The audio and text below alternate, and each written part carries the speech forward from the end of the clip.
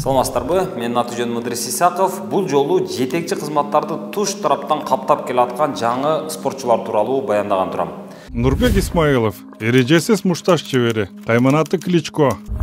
Бекмурза Эргешев, спортчу, Кайманаты каратист.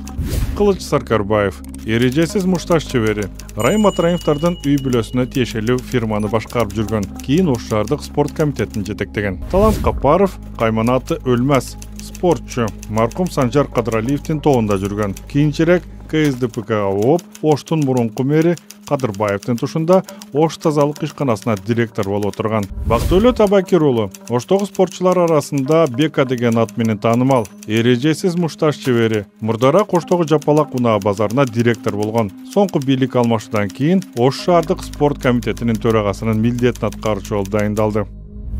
Мунарбек Сайпидинов же Мунарбек Райымбеков айтылуу Райым Атраимовдун өкүл баласы.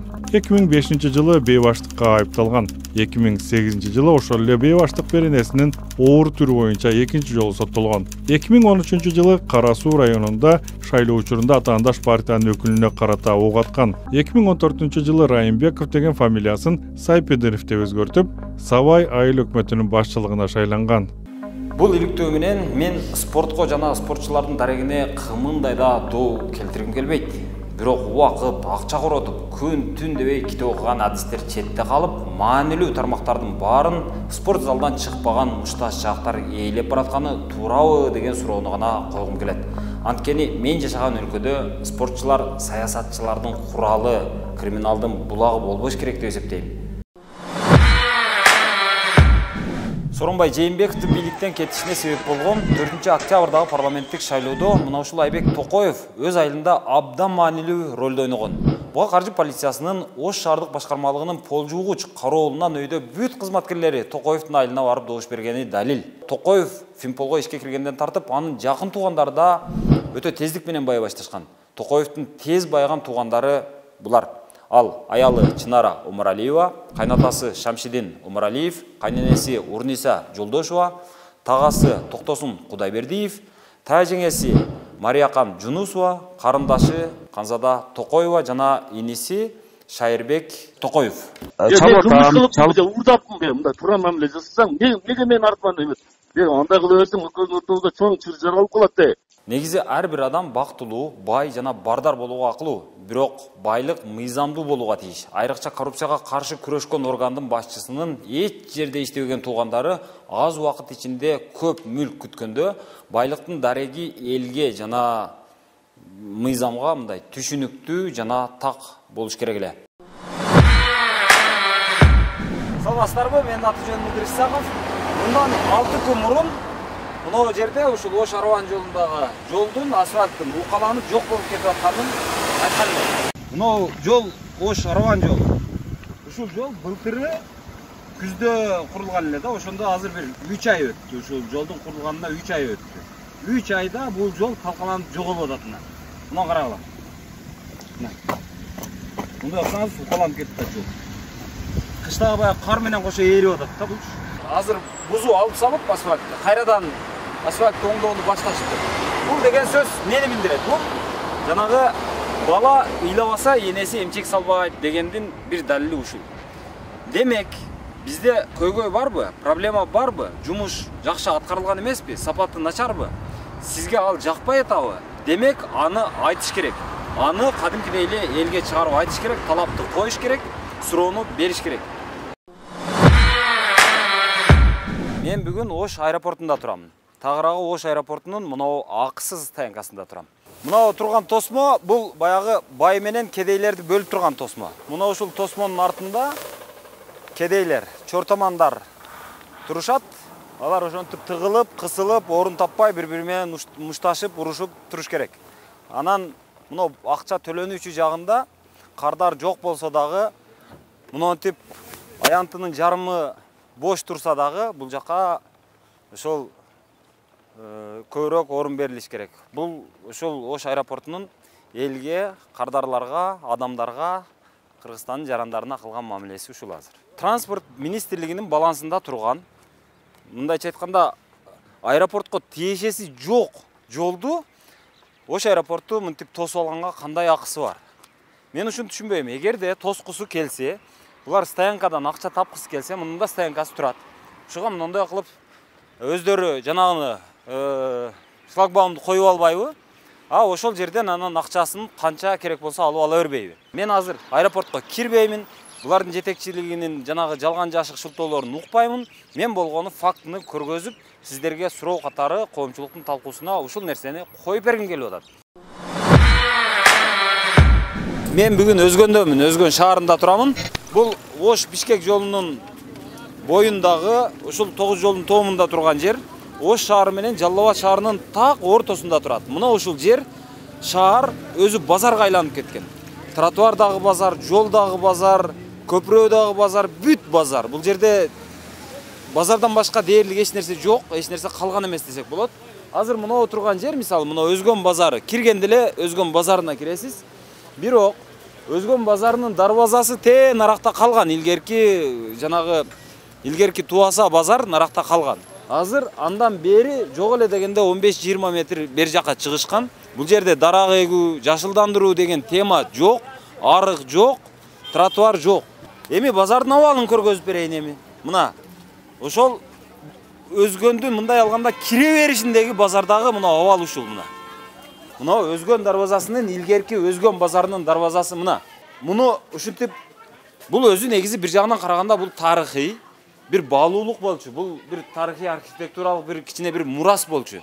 Ал мурастын эч нерсеси жок. Аны көргөзбөй мындай жаап жашырып чөргөп коюшкан. Мына жака ким контейнер койду? Буга ким уруксат берди? Кантип уруксат берди? Эмне негизинде уруксат берди? Ким сатты эгер саткан болсо? Бул эмнеге туура келет? Эмне үчүн азырга чейин ушинтип турат? Арслан мырза, сиз шаардык кеңештин төрагасы экенсиз. Ооба, жаңы шайландым. Жаңы шайландыңыз. Бирок сиздин буга чейин мына жердеги базарды айтам да. Базар сиздики экен, жанагы кире бериштеги, базарга кире бериштеги базар. Эми базар эмес жердеги базар деп айталы. Ошол жерге базарды кандай логика менен курган эмеңиз өзү? Ал жер 2009-жылы инвестиционный конкурска коюлуп, ошондо мен жеңүүчү болуп табылып, 4 адам ичинен жеңүүчү болуп табылып, ал жерге жеңил конструкцияда ошо дөкөндөр курулган. Убактылуу. Токтом. Ушул жерден экиге бөлүнүп албайлыбы? Сиз ишкерсизби же чиновниксизби? Жок, эми азыр мындай карайбыз. Сиз азыр ишкердин позициясында айтып атасыз. Сиз ошол эле учурда сиз чиновниксиз да. Сиз азыр мынтип атасыз. Мен депутат болуп, шаардыктардын каалоосун канааттандырам. Мен шаардыктардын каалоосун коргоймун деп атасыз да эми. Сиздин кыла турган кызматыңыз, элеген должностуңуз, мындай кызматыңыз ушундай туурабы? Демек, сиз азыр өзүңүз каршы иштейсизби? Мисалы азыр чиновниктин көз карашы менен алганда, ал жер базар болбош керек, ал жер сквер болуш керек. Базар башка жерде болуш керек. Жок эле дегенде ал жер жок эле дегенде эми остановканын укугу дагы бар да, эми остановканын акысын беришиңиз керек да, жок дегенде. Азыр ал жерде ошондо кандай кыласыз? Сиз чиновник болосузбу же ишкер болосузбу? Ошо сол келгенде уже сурап алынды ал жер бүтөттү, болду. Жок, азыр сиз өзүңүз эле мына мен депутат болуп келдим. Мен жөнөкөй депутат эмесмин, мен төрагамын деп туруп, ошол жерди ушинтип жанагы мен буга чейин иштеткенмин, пайдасын көрдүм, рахмат. Эми ушул жер жанагы биринчиден базардын архитектуралык кооздугуна дагы жооп бербей атат. Экинчи жагынан алганда ал жер канализация өтө турган жерге дагы туура келип атат. Үчүнчү жактан алганда эми болду, эми жетишет эми дегенде позицияга барасызбы, барбайсызбы? Ооба, суроо бүттү, болду. Суроо бүткөндөн кийин болду. Мындан кийин токтой берме? Токтоласың. Рахмат. Мына менин артымда турган бул Өзгөн райондук акимияты. Мына жерде мына караңыздар, булар тротуарды кошуп тосуп алышкан өзү, забор мененчи. Мына тротуар жок. Балким мына жер тротуар беле, тротуардын орду беле же мына жагы тротуар беле. Кыскасы, тротуарда калтырышкан эмес, муну жабып алышкан. Эл тротуары жок, азыр көчөдө жүрүшөт. Бул тротуар мындан нары түп-түз болуп ачылыптыр. Азыр мындай карасаңыздар, мына чоң тротуар турат да азырчы. Анан бул ушундай эле болуш керек деп ойлойсуздар да. Бул мындай эмес эле. Эшигин алдын мынантип кураган чөптөр менен тосуп отурат. Мунун милицияга не кереги бар? Мен түшүнбөдүм ошонусун. Азыр ушундай болуп калды, анан кийин биз азыр кабыл алып атабыз да, ушундай болуш керек деп. Эми караңыздар, жүрүңүздөр. Мына тосмо мурда муну ушинтип турган эмес эле. Бул жагы мына турган имарат бул Өзгөн райондук милициясынын жанагы спорт залы болот. Ошол спорт зал ошол милициялар өздөрү мынау тосмо менен мындай кылып туруп эле мынау жака чейин тоскон. Мындан нары түп-түз ушинтип мынау арыктын бою менен тосуп алып кетишкен болчу. Анан тротуар ушул жерге чейин гана келген болчу. Азыр жок. Азыр мына жакшынакай кылып туруп ачыптыр мынтип. Азыр тротуар барбы? Бар. Жакшынакай болуп калыптыр. Анан мынау тосмону алышыптыр. Болот экен го. Кылса болот экен. Шаркансай каналы, Кемпироват суу сактагычы, анын жээгиндеги жердин талашы боюнча мынау Сабай айыл өкмөтүнүн тургундарынын арманын азыр алардын нааразылыгын айтып беремин, ошону баяндап көрсөтүп берем деген элем. Алы жер беришен жан бер дейт.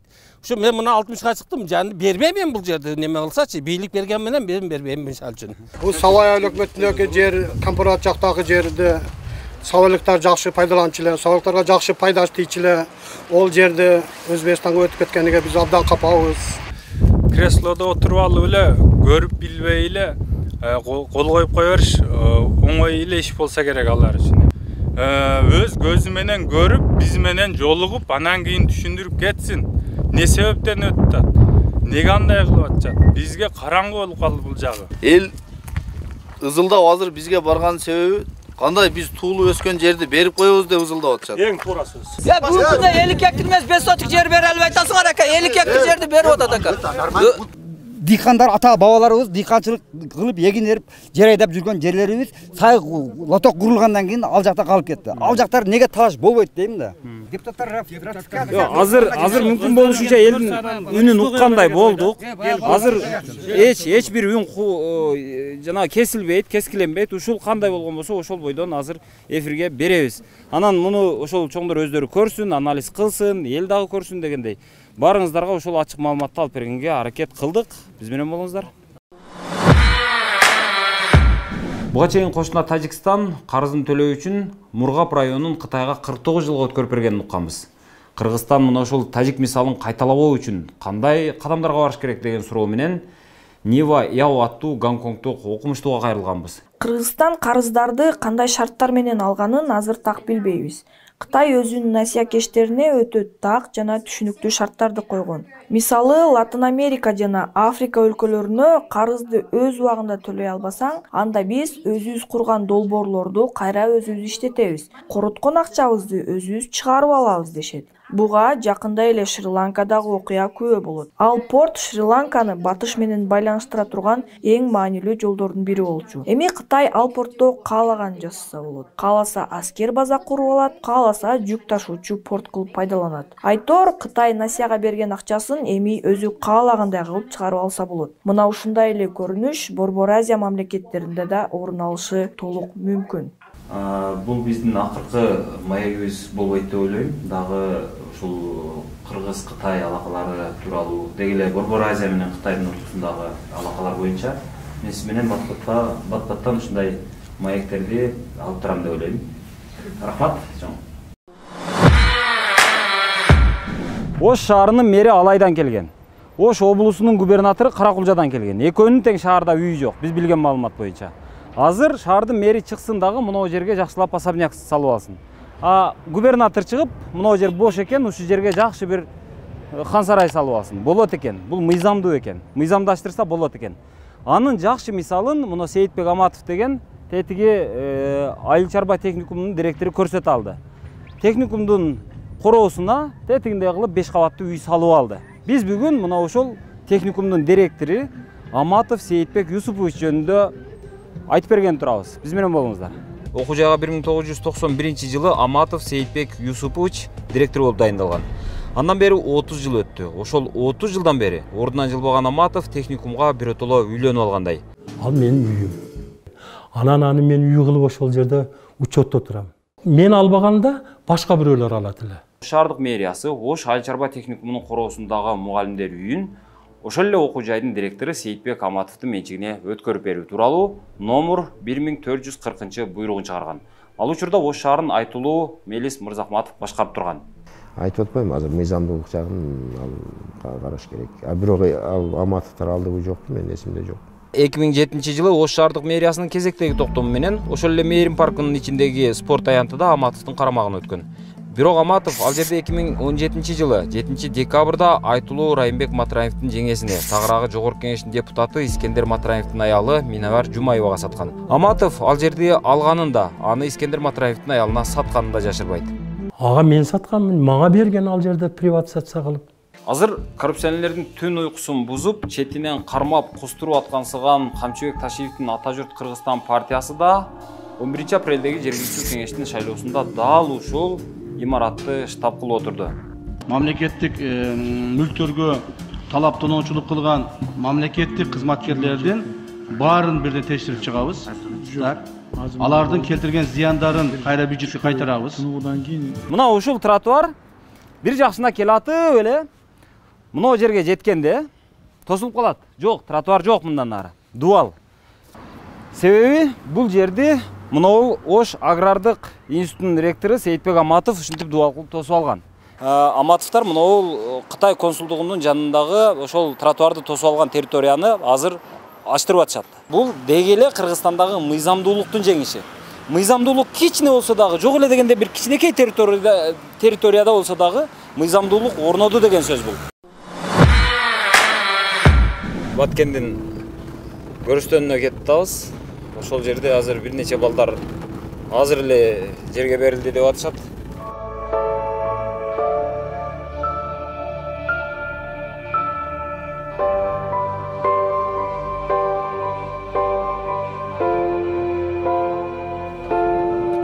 Садыр Жапаров şu балдарын жоготуп атат, аталарын жоготуп атат. Бала таптуу экен, өзүңүз да көрдүңүз, балаңызды жоготтуңуз. Границаны чечиңиз. Чечпесеңиз болбойт. Бул жүрүш болбойт. Ит атканда атып атат. Болбойт бул. Мына балам 31-де, 2 неберем бар. Барып өтүп кетти эми, ол эмне кылат эми? Жаш убагында өттү да балам. Акырсын. Onu orada men ketkenimde bola berет эле. Bir nese boldu деп өзүбүздөн билбей калдык да. Şu карасам балам şu мортто дейт. Сауырхан бал.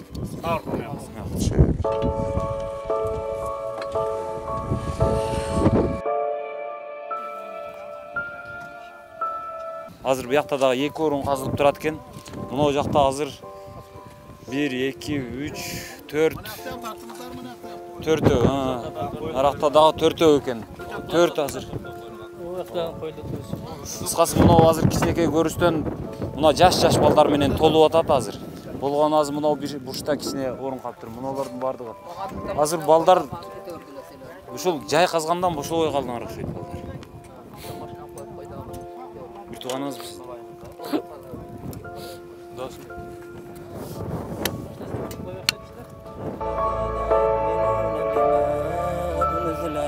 وما أنزل من قبلك وبالآخرة هم يوقنون أولئك على هدى من ربهم وأولئك هم المفلحون بسم الله الرحمن الرحيم 30 апрелге карата азыр саат 7 болуп калды. Ушул шамга жакындагы азыр бир 31 жаштагы баланы жерге берип кетишти. Азыр дагы эртең мисалы канча дагы адам каза болот, эртең дагы канча адам жерге берилет. Азыр эч ким айта албайт. Эртең ушул тополоң токтойбу, токтобойбу, эч ким эч нерсеге көзү жетпей отурат азыр. Баткен шаарына статус берилген, өзгөчө статус берилген, ошол облус деген макам берилген 20 жылда эмне өзгөрдү? Мен ошону көргөзүп бергим келип атат. 20 жылда банча бүттү болгон өкмөттүк ошол эле. Баягы администрациянын алдында баягы чоңдор жүрө турган жерде күлө келиш керек. Чоңдор жүрө турган жерлер таза болуш керек. Чоңдор жүрө турган, чоңдордун машинасы токтой турган жер асфальт болуш керек. Курулган жалгыз мектеп ушул. Сенин 50 классташың бар ошондо. 49 классташың бар. Бир жерде, бир көчөдө бир тротуар бар экен. 2 тротуар эмес, наркы жагында жок экен. Жыт ушунчалык бул жерге кирип чыккычаң эсиң болуп калгандай. Мен бүгүн Аравандамын. Араван деген бул Индиядагы эмес, бул Бангладеш. Мына мен турган жер бул Араван районунун мына борбордук бөлүгү, борбордук мына административдик бөлүгүнө кеткен жагы, бул жагына милицияга, прокуратурага, СМБга ушул жактан барат. Бул жагына дагы бир айыл өкмөткө барат. А бул жагы Ош тараптан кирип келген жагы. Эми ушунун бардыгы бул жерде.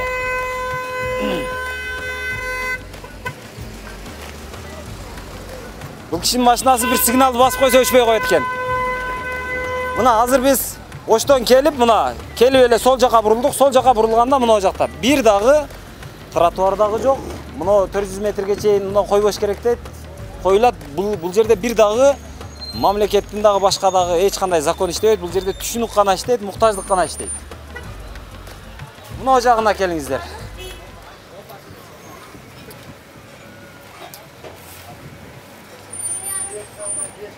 Бул жактан жол бар, тротуар бар. Тротуар менен келесиз. Келгенден кийин эми Кудай сактасын бул жерде коляска менен жүрүп калгандан, Мына жагы, бул жагы тротуарбы, тротуар эмеспи? Бул жак магазин. Мына жагычы. Тротуар канамы? Каякта? Жоголуп кеттиби? Качып кеттиби? Кыскасы бул жак тротуар дейт, бул тротуар эмес, мына жагы эми жок. Мына жагы соода жай болуп калган. Ака тротуар каякта бул жерде? Тротуар жок, майда тротуар. Ошолбу? Анда эмнеге могу машиналар турат? Мына тротуарда тротуар нарактан келип туруп, бияка тротуар кетет. Бул жакчы? Жок, бияк базар территориясы. Базарды. Ооба. Чында эле ошондой. Чындай, чын. Базардыкы бул. Тротуар жок бу жерде.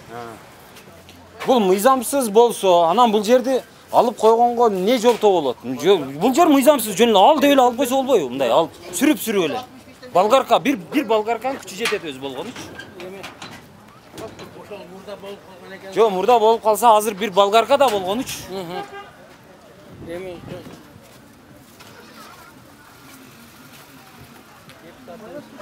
Мына караңыздар. Мына дуал дарбазасы мына жерден турат. Мына дарбаза. Мына базардын дарбазасы. Базардын дарбазасынан мына базардын ичине кирбей эле коелу мына. Андан нары эсептейли мына 1 метр, 2 метр, 3 метр, 4 метр. Мына 4 метр базар болуп турат мына жер, мына контейнер. 4 метр жерди Мананов жеп отурат десек болот. Мына да караң, мына. Мен ушу столбаларды жакшы көрөм да өзүчү. Столбалар абдан ушул адамдардын уурулугун, жер уурулардын бетин аябай ачып берет да. Чегараны аябай жакшы сактап берет мына. Мына столба турат, столбадан мына бул да чыгып алган. Наркы болсо столбаны жөн эле кучактап алып туруп. Мына ким бул? Бул эмне кылат бул? Бул мына көп кабаттуу үй экен, 2 кабаттуу үйлөр экен. Бул дагы мына жака чыгып алган. Булардын пызуу дегени каяктан болот? Бул эмне мекеме өзү?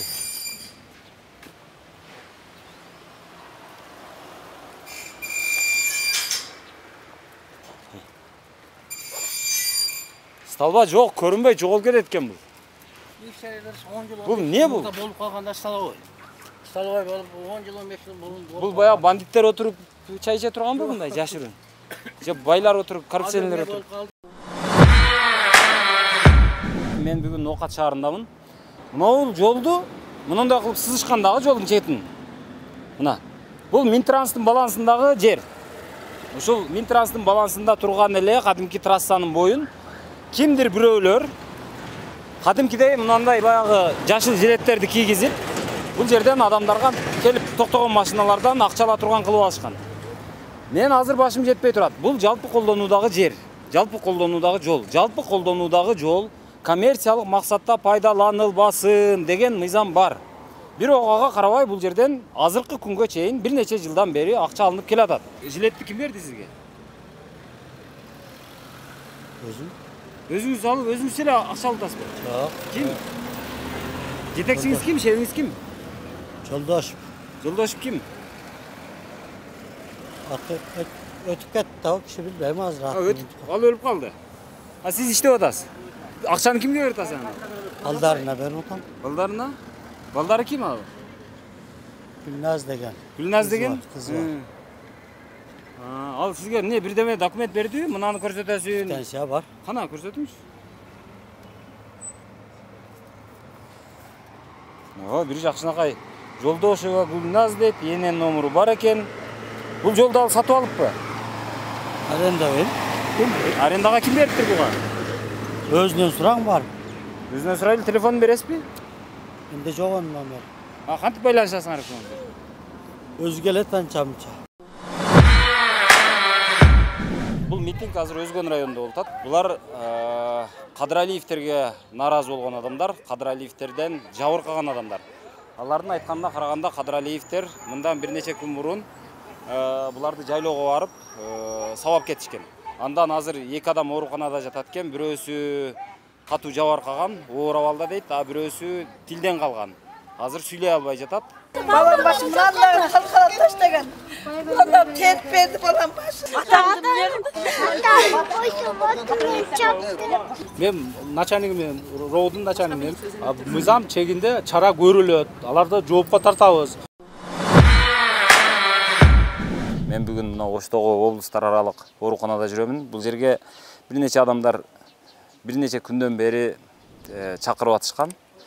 Алар ушул кандын азабын айтып атышат. Бул жакта айттым го, кан аламсың, бир адамга 400 граммга 8 адамдап келип 400 грамм алат. Аласыз, ага дагы акча төлөйсүз. Сатып аласың. Бизнес кылып атпайбыз. Ага кан керек. Ага кан куят. 3 жолу кан куйду. Бүгүн 4-нчү жолго заявка алып барып, кан жок деп, балам жокко баа кеткен бойдон. 4 dozasiga 5038 so'm edi. Hozir 5000 qancha ham yana ko'tarilibdi, yana qo'shilibdi. Donorga отдельный o'zimiz расчет qilamiz. Yotganimizdan beri million tusida ketdi. 1 milliondoy akça ketdi. Ketdi, ha. 2 busdan odam olib kelib, topshirdik. 2 bus menen? 2 bus kelishdi. Qancha odam olib keldi? Ayıldan. Ayıldan. Ashlar eshitgan odam kelib, qon topshirdi. O'sha Salmasata ministri Qirabay shulardi. Ular yaqinda bir bola ketdi Indiyaga. $60 ming qilib ketdi o'xshaydi. Bu yerdan bir bola. Boy. Aybek degan bola ketdi Indiyaga. Aqchani qayoqdan topdi? $30 ming o'zi epteptir. Qani elder cho'g'ildi beribdir. Jayında dagı qışında dagı uşu жерде oturuşat. Mına o жерде aşıp ketse bir 4-5 mey orun var. Şu duuldap şamal urup turat. Qışında gelseniz şu eптеп чыдап oturuş керек, baya жақының үчүн eптеп кан беришин керек. Башка эч нерсе жок. Мына о жакта мисалы бу машина кое турган парковкасы дагы жок өзүнүн. Мындай дээрлик шарт жок да, эми эптеп ушинтип тирлик кылып табыз. Мен бүгүн Алайдамын. Алайдын Гүлчү айылында турамын. Гүлчү айылы Алайдын борбору, негизи эле Алай районунун борбору ушул Гүлчү айыл деп эсептелет. Анын кире бериши мына Алымбек Даткандын эстелиги менен башталат. Гүлчөлүктөр оштуктардан өтүп кеттир, анжандыктардан. Мына столбаларды карасаңыздар, бардык столбалар баягы бул жагы дагы, наркы жагы дагы адамдардын короосуна кирип кеткен. Sen birinci demokrat mısın? Таза ol ölümden korkma. Sadır, все правильно, братчик, нормальный. Куда еще он сатın? Давай, тазалана, еще раз давай, салам, болды. Мына мен Ош жылуулук камсыздоо ишканасынын алдында турамын. Кечээ мага бирөө SMS жазган. Мына ошол SMS-те мынтип жазылат. Ош жылуулук ишканасынын директору Эргешев Бекмурза дейт, жумушун тапшырган дейт. Бирок директордун кабинетин бошотпой, директорлук кызматы жок болсо да депутаттык кабинет кылып иштеп атат. Келип бир тартып элге кабарлап ачыктап берсең болобу деп жазыптыр. Анан мен ушуга мындай болбосо керек деп ишенбей келгенмин азыр. Азыр көрөбүз эми, жүрүңүздөр. Так, мына жакта Эргешев Бекмурза дейт турат. Бул баягы Ош жылуулук ишканасы.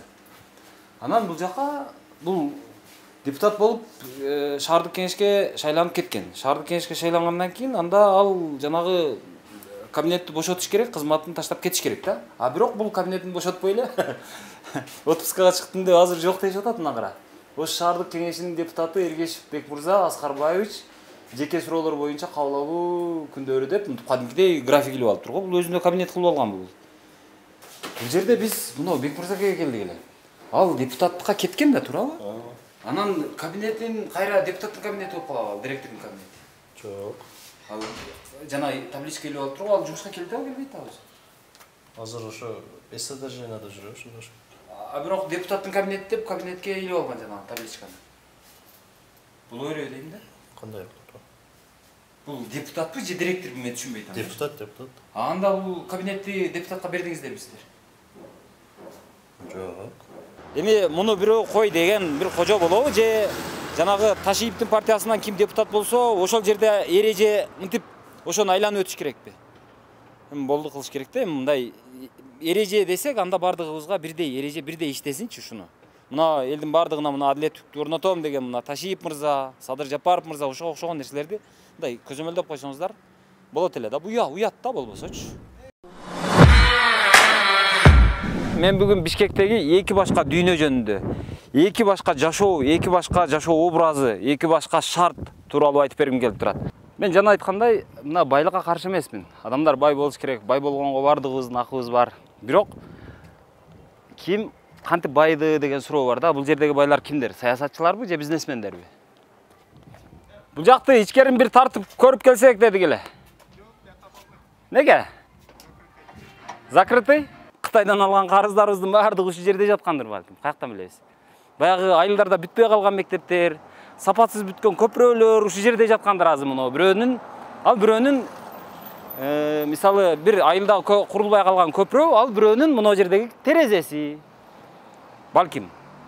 Бирөөсүнүн короосу, бирөөсүнүн машинасыдыр. Каяктан билебиз? Ошон үчүн мындай бир сурагым келет да менчи, көргүм келет мындай. Каяктан акча алдыңыз, каяктан таптыңыз деп.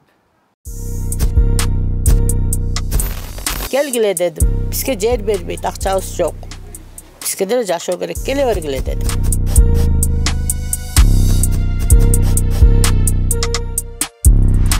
Келген эле мынантип эле миллион деген сүйлөгөндө телевизордон айтканы 40 миллион, 50 миллион, миллиардты сүйлөшөт. Бишкектин ылдый жагы мондай. Мынаны көрүңүздөр. Мынау капкара түтүндү, мынау бозоргон көк түтүндү көрүңүздөр мына. Анан батирдин акысын төлөй албай, жаман көрүнүп, ушинтип урушуп талашып жүргөндөн эл чарчаган. Ошол чарчаган эл азыр анан монтип суусу жок болсо дагы, свети жок болсо дагы, жолу жок болсо дагы макул ушул мына жерде таштанды түтөп турса дагы, жыттанып турса дагы мен ушу жерге келип өзүмдүн үйүмө жашайынчы деген элдердин бир тобу мына жака ушинтип өз башынча үйлөрдү салып алышкан. Кыргыз Республикасынын баатыры дейт, 1-2, 3 даражадагы Манас орденинин кавалери, академик Мамбет Мамакеев атындагы улуттук хирургия борбору дейт. Мен бул киши жөнүндө окуп көрдүм, кечинде интернеттен карасам. Бул 33 000 операция жасаптыр. Андан сырткары 30 илимдин кандидатын чыгарыптыр, ушу медицина илимдеринин. Андан сырткары 15 илимдин докторун чыгарыптыр. Анан азыр мага кызык болуп атат. Бул кишиде ошончо көп кадр бар экен, кадр өстүрүптүр, ошончо көп шакирттер бар экен. Анан бул киши өзү картайып, жанагы пенсия жашына келгенденби, айтор күчү жетпей калганбы, иши кылып, мынау улуттук ушул хирургиялык борбордун жанагы башкы врачтыгынан, мындай алганда жетекчилигинен кетиптир. Бирок анын ордуна өзүнүн баласын коюптур. Тууган болосуң болбойсуң? Жок, тууган болбойм мен. Болбойсуң? Жок. Жок. Ини де болбойсуң? Жок. Ошо иниликтен, туугандыктан бардыгыбыз өлүп атабыз ушинтипчи. Инилешип, анан жерде эч ийлешпей калса, жердеш болуп кетебиз. Санашка кишин бар эле тууган. Түшүндүң, болбойсуң. Макул. Сен душмансың. Жок, душман дагы эмесмин. Өзүң билен эле. Ооба, рахмат, жакшы калыңыз.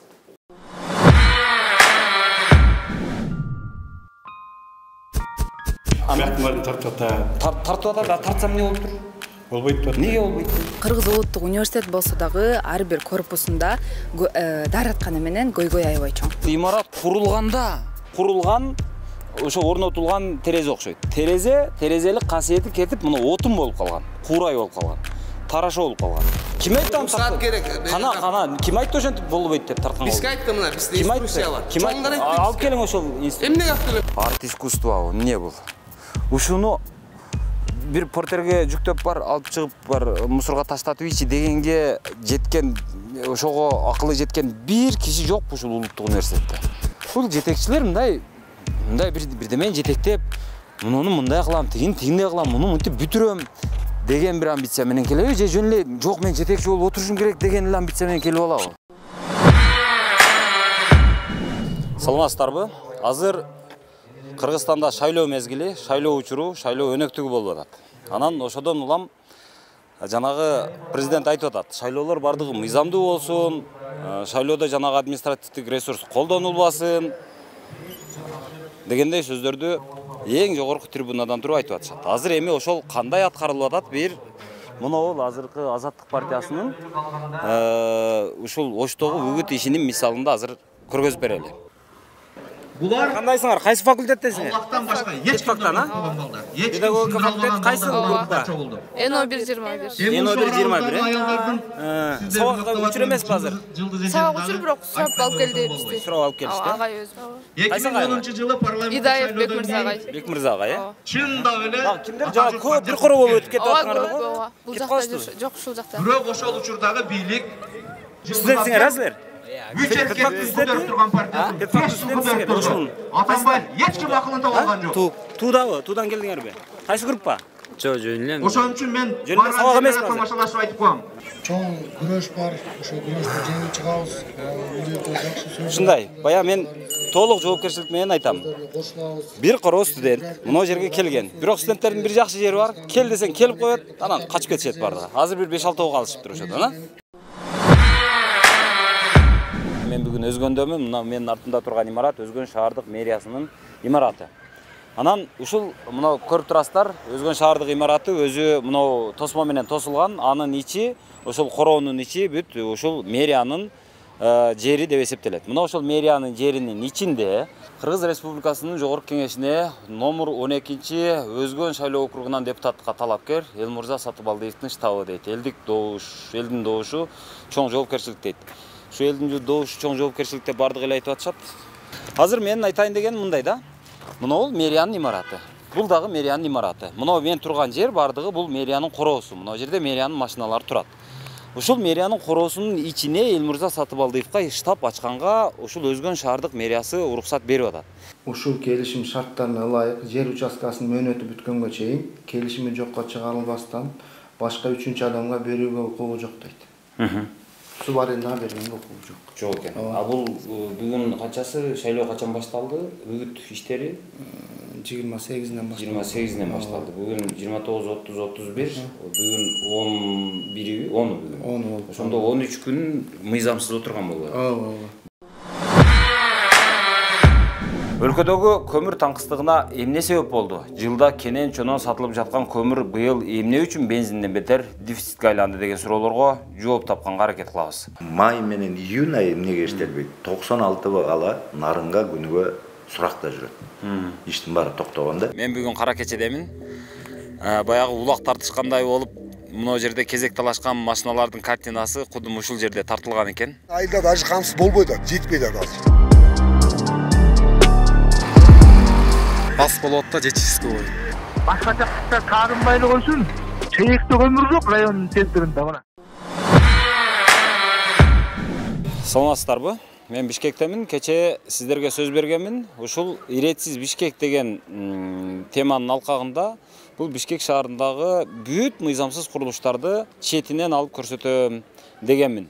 Биз азыр наркы Денсиапин көчөсүнөн бурулуп, мына Сыдыгалиева көчөсүнө кирдик. Сыдыгалиева көчөсүн мындай бойлоп, наркы тарабында тротуар жок экен. Бул тарабында тротуар бар экен, оң тарабында. Ылдый карап кетип атканда. Бирок ал тротуар мына ушул жерге чейин эле жетет экен. Мындан нары эл малга окшоп, мынантип кете бериш керек экен. Бул жерде мына дуалды бирөө тосуп алган экен. Ушул дуалды сен неге тосуп алдың? Бул мыйзамдуубу деп бир сураган киши болгон эмес окшойт. Мына дүкөндүн алдында ушул тротуарды мынантип парковка кылып алышкан. Мына эски кушку машиналарын коюп алышкан. А бул жагында мынаны карасаңыздар, бирөө тосуп алыптыр, ушуну ач дегенге эч ким батынган эмес. Мына дарбазаңды, мына болбогур дарбазаңды мына артка тарт, эки кабат дарбазаны башыңа тартасыңбы деген киши жок да. Мына ылдыйда дарбазасы турат ичкериде. Мына сыртка дагы бир дарбаза калыптыр. Ушуну алып кой деген эч ким болгон эмес. Көрдүңүздөр да мына кенен жакшынакай тротуар. Бирок бул нарагы барып, ону дарбаза көк дарбазага такалып калат экен. Ошол көк дарбазаны алып кой деген киши болгон эмес да. А бул жагында келсеңиз, мына бул имаратка уруксат берилгенби, берилген эмеспи, кыскасы ушул имарат курулуп калган. Муну да калтырыша алган эмес. Наркы жактан келет тротуар, ушул эмеге имаратка келгенде такалып калат. Мына нормалдуу адам мына жерден келет. Келгенде муну бираз мындайраак кылып бир жарым метр мына жака жылдырып койсо, ушу мына алакандай жерге кетирген асфальттан ошол асфальт чыгарган завод же болбосо ушуну кылган фирма кедей болуп кетпесе керек эле. Ушул эле көчөдөн мына жака карап өтөлү мындай. Бул жагы жок, мына жок, омин. Мынан караңыздар. Мынау жолду алып келип кайсыл башы менен бул жака буруп койгон. Туура, бул жака бурулуш керек. Анткени бул жака дагы пешоход жүрөт. Мына пешоходдук мына линияларды коюшкан. Наркы жака тротуар кеткен. Бирок мынау жакачы. Мынау эженин гүлүн ала албай коюшкан булар. Бул маектин азыр өзгөчө зарылчылыгы бар. Анткени азыр Борбор-Аязада кырдаал тынч эмес. Андан сырткары Кыргызстанда абдан кымбатчылык болуп атат. Эми ошолордун себебин, андан чыгуу жолдорун кантип бир жайгаруу керек, ошого маселелер боюнча мен ушул Кытайдын Борбор-Азия мамлекеттерине жасаган саясаты боюнча Бишкекте отуруп изилдөөлөрүн жүргүзүп келаткан Нива Яо айым менен кайрадан маек курмакчымын. Көңүл буруңуздар. Нива айым, саламатсызбы? Кытай, Кыргызстан, Өзбекстан, Афганистан темир жолунун курулушун колдогон адам деп билем.